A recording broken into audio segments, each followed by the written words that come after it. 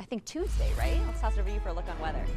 I probably don't have that right. Yeah, you're close. Monday night into Tuesday morning.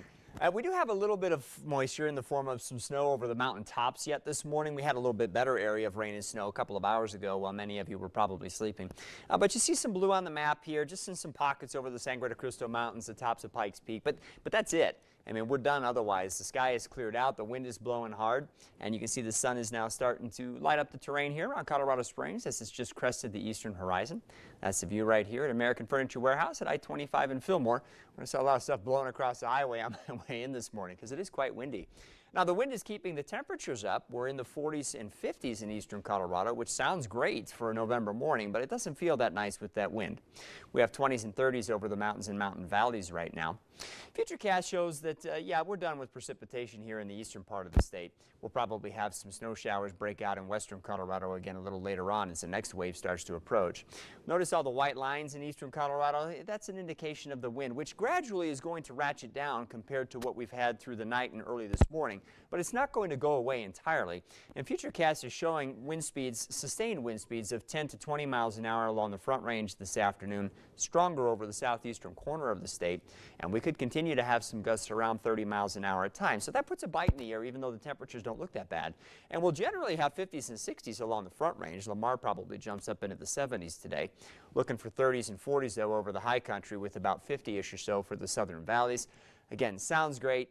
Probably not going to feel as good as the numbers sound. Just be aware of that if you're going to be out in the elements this afternoon. As we head into tonight, we continue to see some scattered snow showers, primarily along the Continental Divide. FUTURECAST tries to bring a little bit of this close to the eastern mountains. I really don't think through the night tonight we're going to have to worry about any of that. I think this will be more of a ski resort thing, which is good news for those folks. We could obviously use the snow up there. For the plains of eastern Colorado, it does appear that tonight will remain clear.